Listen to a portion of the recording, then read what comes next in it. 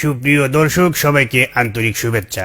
শুরু করছি কয়েদিম টেলিভিশনের সাপ্তাহিক আয়োজন বাংলাদেশ কি বিচিত্র, দেখাবো তার চিত্র।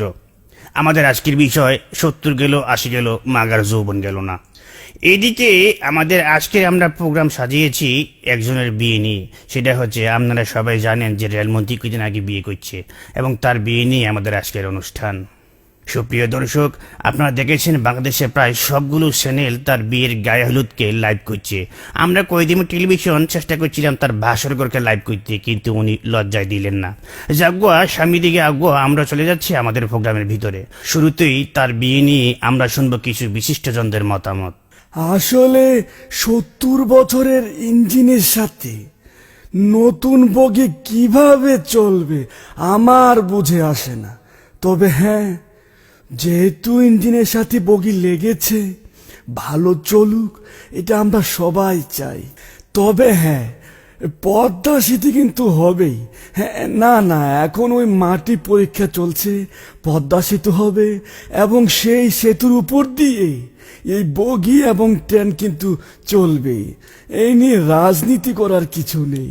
আসলে মজিব ভাই এই বয়সে বিয়ে করেছে, আপনি তো কয়দিন পরে ঠিকই মারা যাবেন, কিন্তু মেয়েটি কি করবে, সে তো জ্বলে পড়ে মরবে।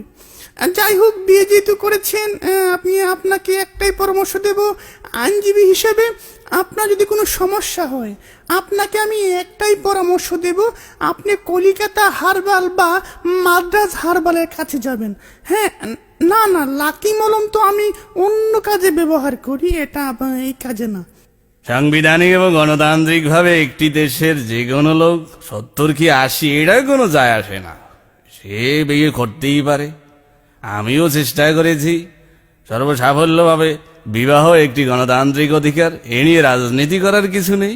রেলমন্ত্রী থাকা অবস্থায় আমিও চেষ্টা করেছি, কালো বিড়াল বের হয়ে আসছে, কিছু করার নেই। প্রিয় দেশবাসী, আপনারা দেখেছেন এই সরকার কি করেছে। বাল্য বিবাহ যেরকম অপরাধ, এই বৃদ্ধ বিবাহ কিন্তু একটি অপরাধ। এই সরকারের মন্ত্রী কি যেন নাম, রেলমন্ত্রী, একটি ওই অল্প বয়সী মেয়েকে বিবাহ করেছে। এখন এই মেয়েটির কি হবে? যাই হোক, আমরা ক্ষমতায় গেলে ওকে রিমান্ডে নিয়ে হাত পা বেঁধে দেখব কত জোর হয়েছে। আমরা তীব্র নিন্দা জানাই। আগামী ঈদের পর তীব্র আন্দোলন হবে। হ্যাঁ, ঈদের পর কোন ঈদ সেটা জানিয়ে দেব। সুপ্রিয় দর্শক, সবার কথা শুনে আমার একটা জিনিস মনে হচ্ছে, কবি বলেছিলেন আমাদের দেশে হবে সেই ছেলে কবে যে 70 কিংবা 80 বছর বয়সে বিয়ে করতে যাবে। সবাইকে ধন্যবাদ। আবার দেখবেন আমাদের বিচিত্র অনুষ্ঠান বাংলাদেশ কি বিচিত্র, দেখাবো তার চিত্র। আজকের মতো এখানে বিদায় নিচ্ছি, ধন্যবাদ।